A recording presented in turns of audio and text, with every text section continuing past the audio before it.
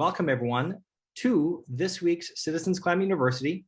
It's a weekly webinar program of Citizens Climate Lobbies that provides CCL supporters like you and I with access to in-depth training opportunities on topics related to climate change and effective climate advocacy. I'm your host, Brett Cease, CCL's Education and Engagement Director, and tonight's topic is going to be part 1 of 2 for our June 2022 Lobby Training Series. We're specifically going to be focusing on CCL's legislative plan heading into June for this topic. So join CCL's Vice President of Government Affairs, Dr. Danny Richter, for this training, and we'll provide you up-to-the-moment insights on the dynamics in Congress and how we can most effectively use this time in meetings to support our agenda. And again, a reminder, we'll go over this again at the end, that this is a recommended training, 1 of 2, for those planning on joining their local June 2022 lobby meetings. So to get us through this training, the man who needs no introduction, Dr. Danny Richter is CCL's Vice President of Government Affairs. Dr. Richter joined CCL staff in 2013 after getting paid to do research across all 7 continents. If you joined us last night for the launch of Nerd Corner, you got to hear a little bit more about that background from Danny. And as CCL's first staffer in DC, Danny established our DC office, where he has been responsible for developing our overall legislative strategy, clarifying the details of CCL's policies they support, and interacting with other groups on the Hill. He also has overseen our research program, and we are looking forward to all of the updates that you have for us today, Danny. So with that, I will pass the baton to you. And again, thank you all so much for being here tonight. Well, thank you, Brett, as always, for that kind introduction, and thank you, everybody, for being here. So I have 3 goals for you tonight. Goal number 1 is I hope to provide a clear view of the current state of our politics and the role that I think CCL can play within it. Goal number 2 is to understand the opportunity we still have in the reconciliation process. And goal number 3 is to get a better sense of what headspace Congress is in as you prepare for your lobby meetings. So those are the goals. Let's see if we can meet them. I'm going to try and execute these goals by following this agenda. I'm going to start with a review of where we've been because, it's been a while since we checked in. Number 2, I want to talk about where Congress's heads are at, get into the head there. Number 3, what is the opportunity in front of us? What can we achieve? And number 4, we'll wrap it up with conclusions and allow plenty of time for Q&A and discussion. So let's go ahead and get it started. Where we left off in November, the last time we had a lobby day, if you remember back then, Senator Manchin had not yet killed the Build Back Better bill, or BBB. And there are lots of developments, and there's been lots of waiting since that time.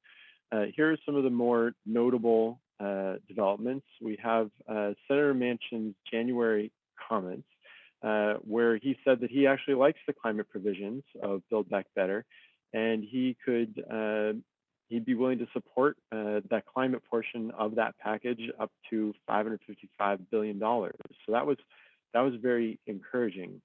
And it's been really interesting because to my eyes, Senator Manchin has been extremely consistent throughout this process. He says he cares about one thing, and then it's the next month, and people are surprised when he still cares about that one thing. So I think that Senator Manchin has been consistent, and to that end, he is still talking about the climate provisions.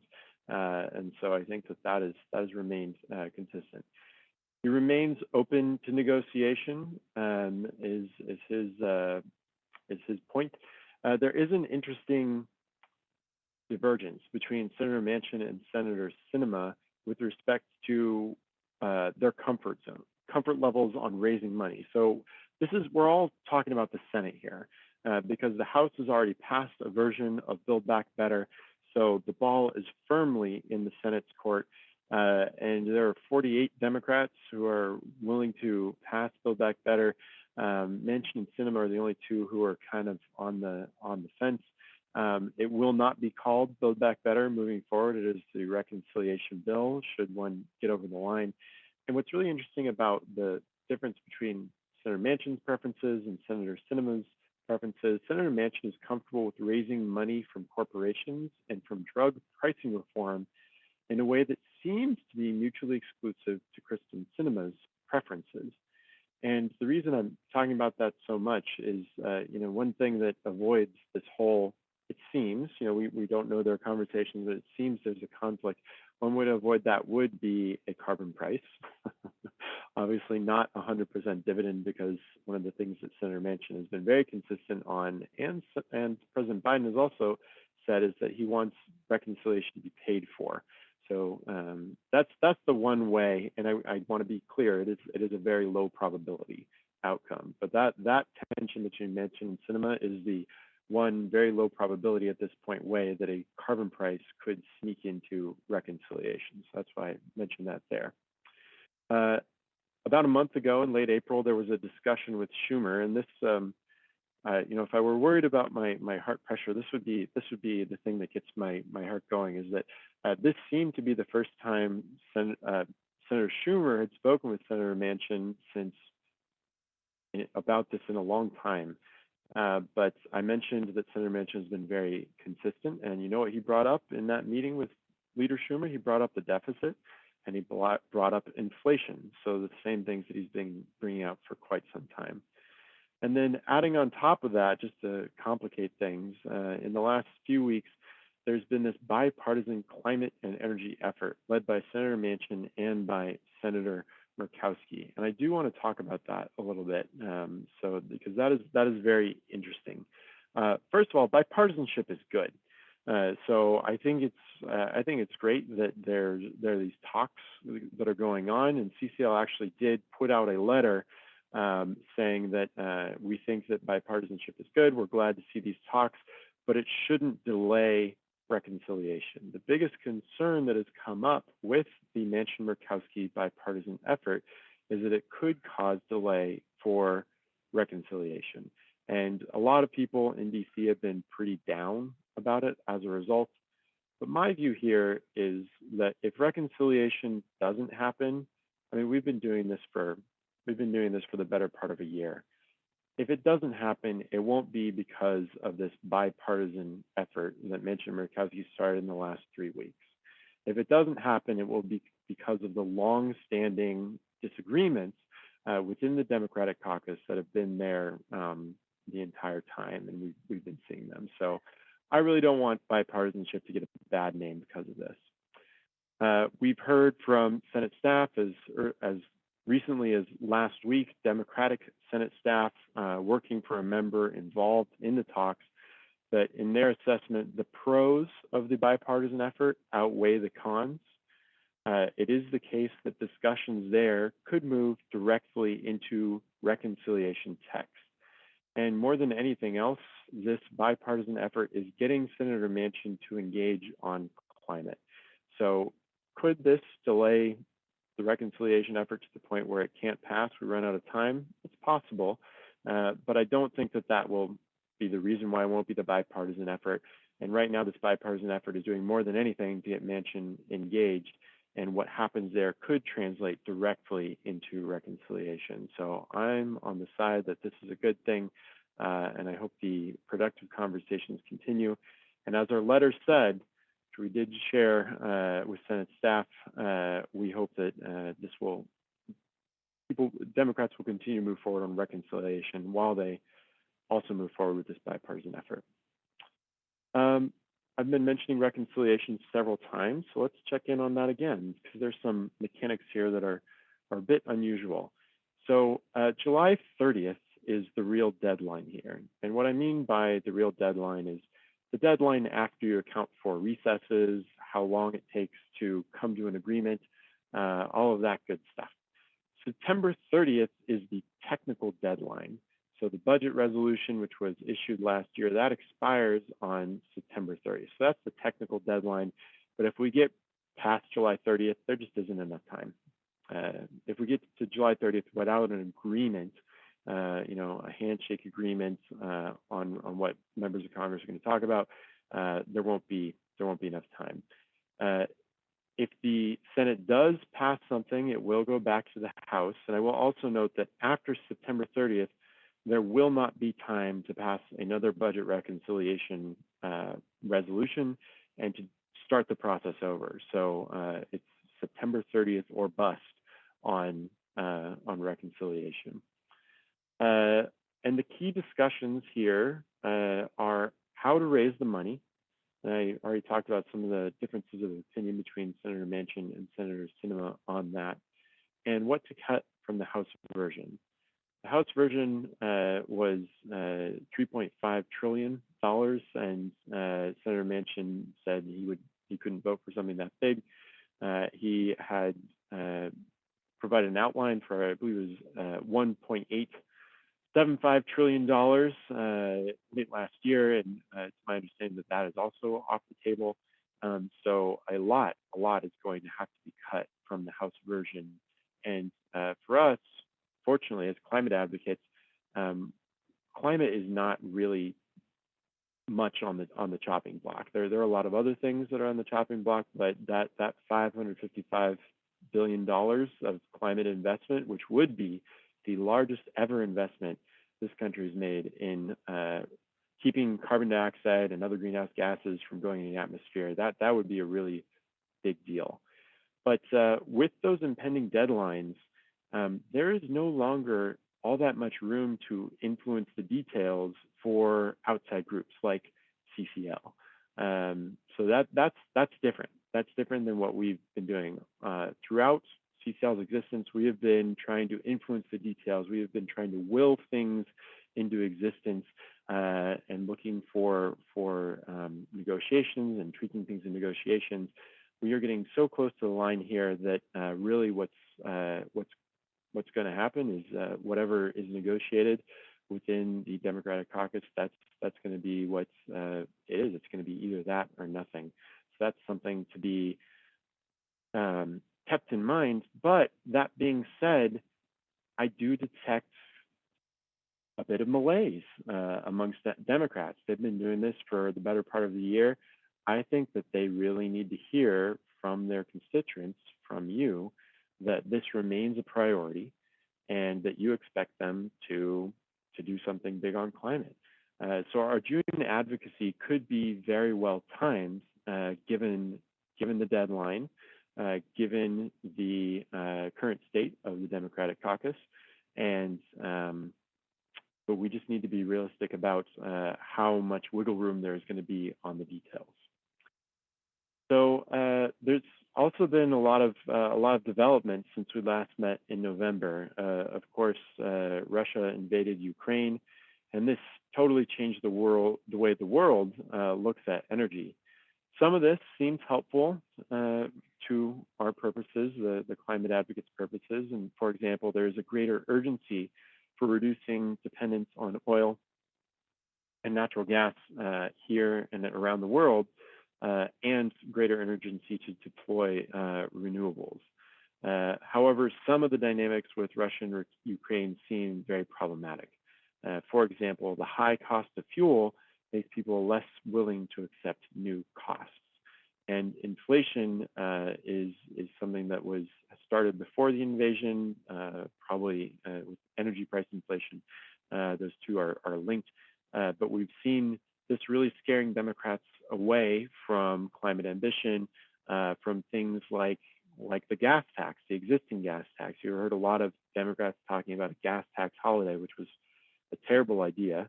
But we need to be aware of what we're walking into. And that, I think, is a great example of why our voices will be needed to stiffen their spines and remind them that this is a really important time to be addressing climate, and you, their constituents, expect them to act.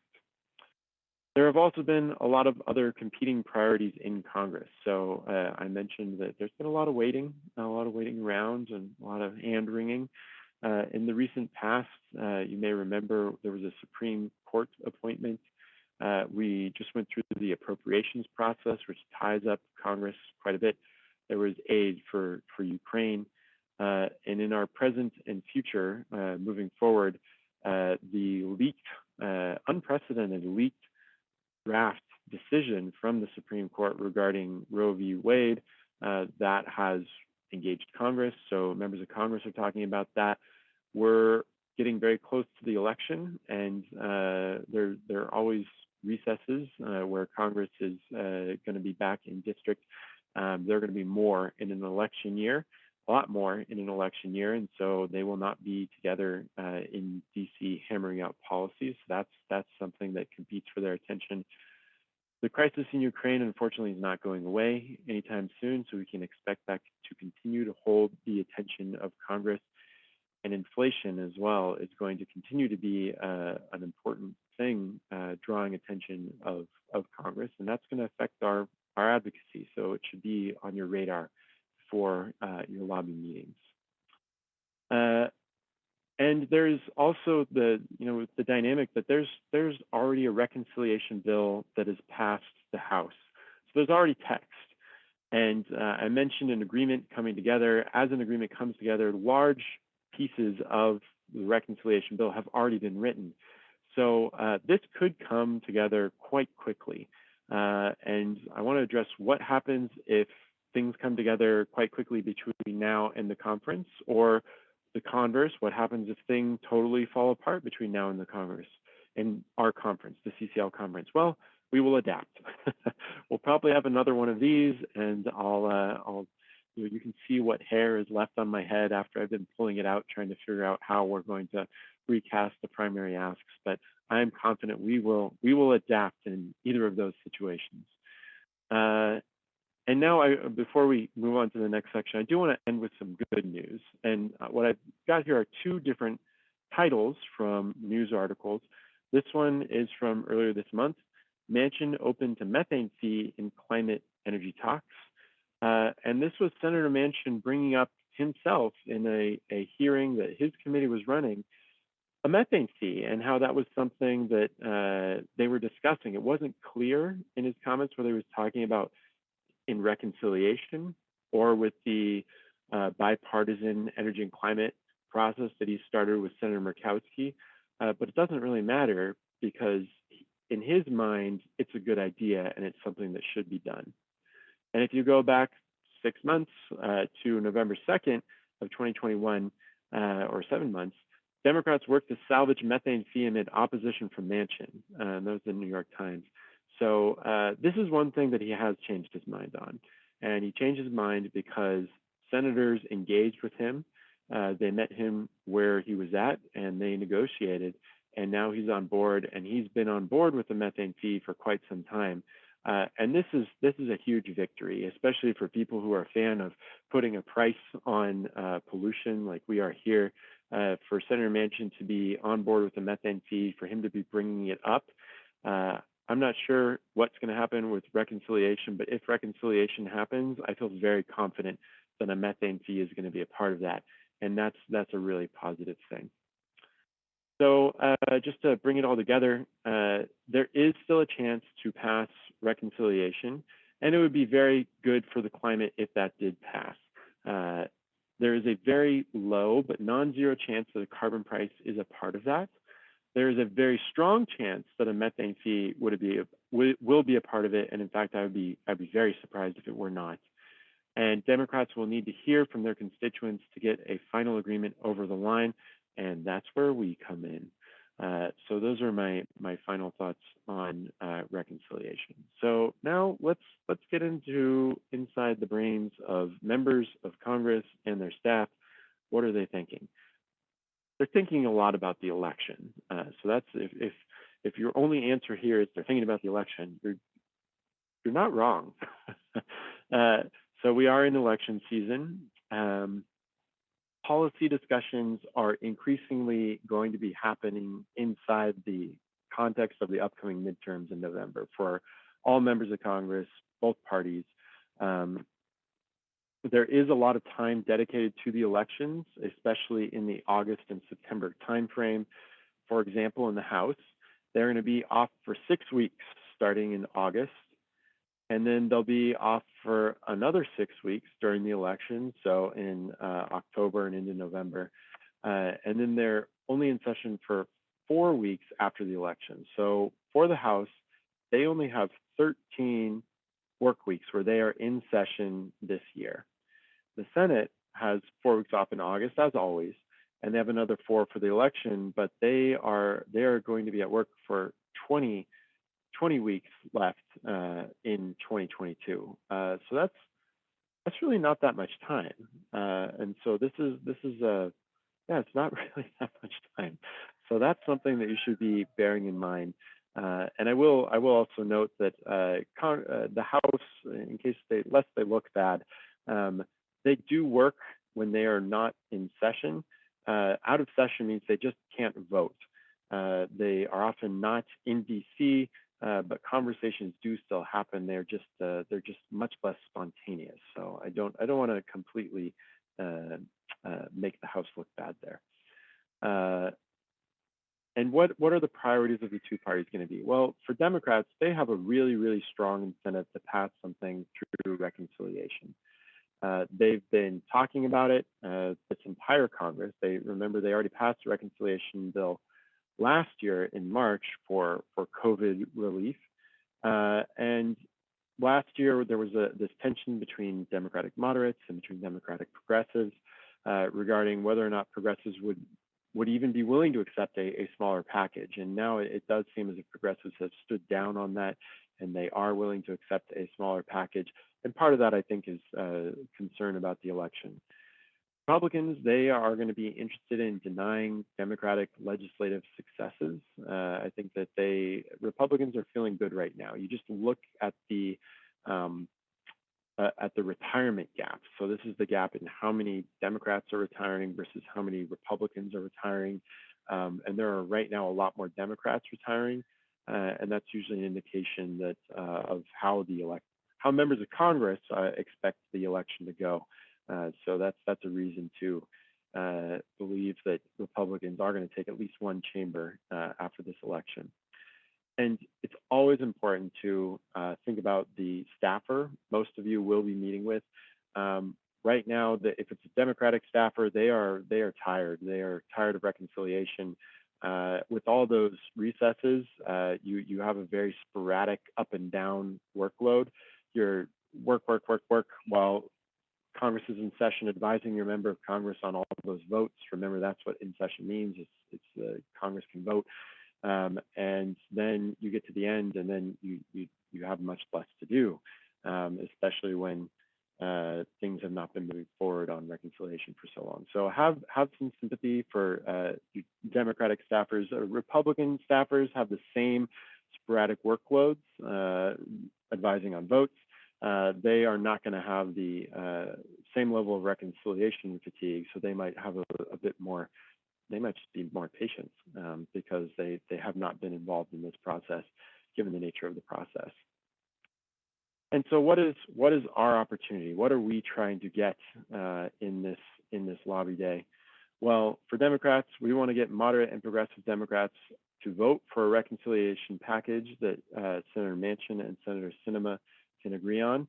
And we want to remember that this would be a huge, huge win for climate. Up to this point, the largest investment in climate that we have made was the over $100 billion that was made in the bipartisan infrastructure package that passed last year. And so even 550 billion would be 5 times the largest investment made in climate.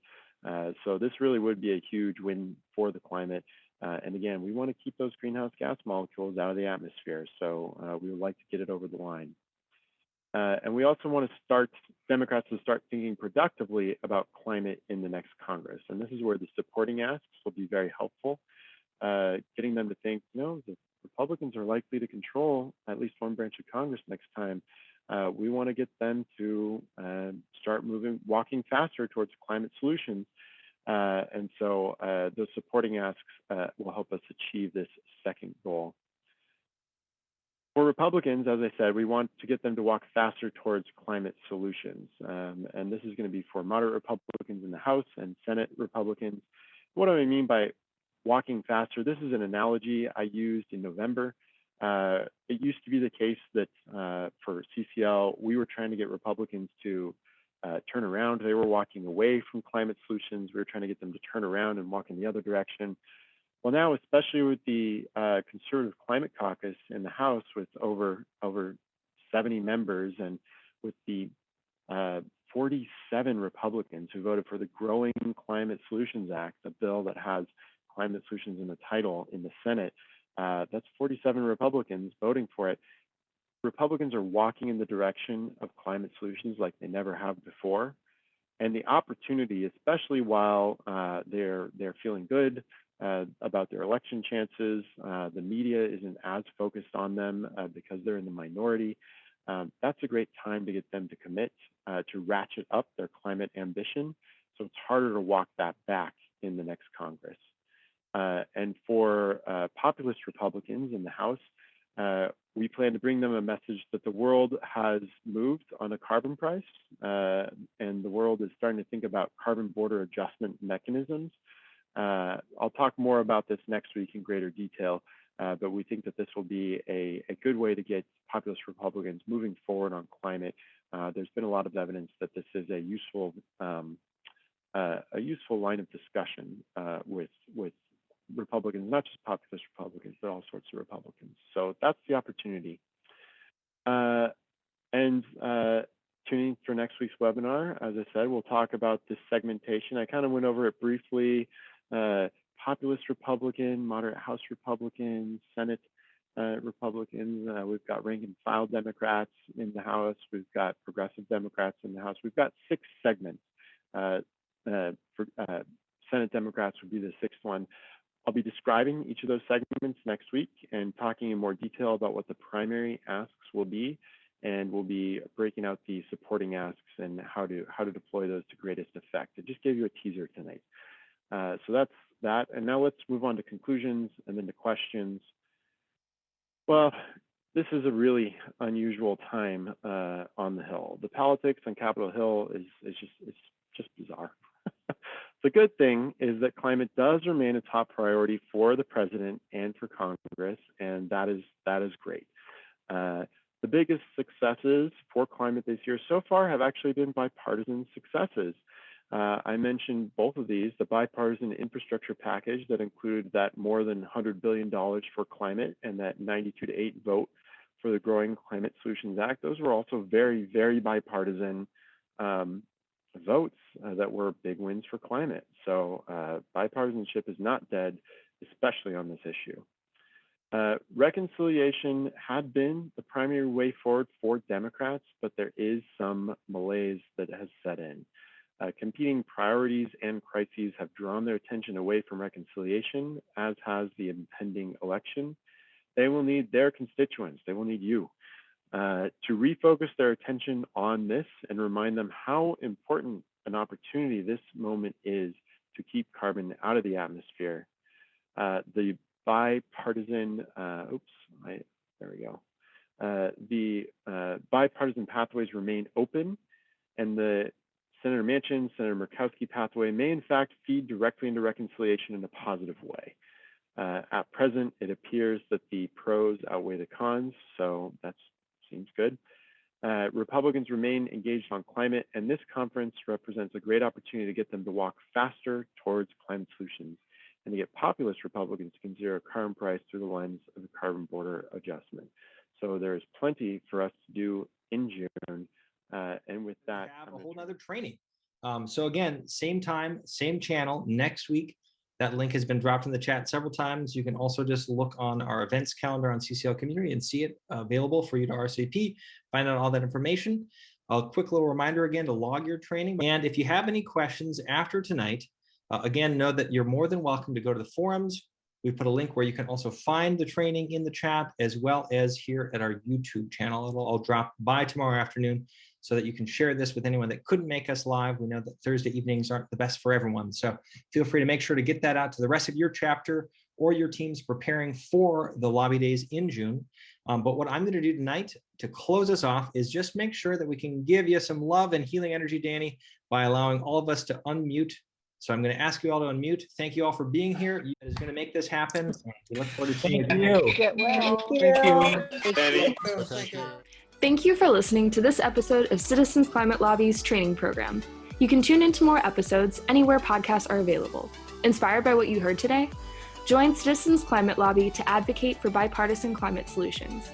Go to community.citizensclimate.org to find more trainings, resources, your local chapter, national action teams, discussion forums, and more. Be sure to like our Facebook page and follow us on Twitter and Instagram @CitizensClimate. We also invite all of our listeners to subscribe to our YouTube channel for more inspiration. Like what you hear? Recommend us to your friends and make sure to give us a 5-star rating. It helps us show up on other listeners' feeds. Feel free to pass on any suggestions for future episodes in the comments as well. And together, we are creating the political will for a livable world.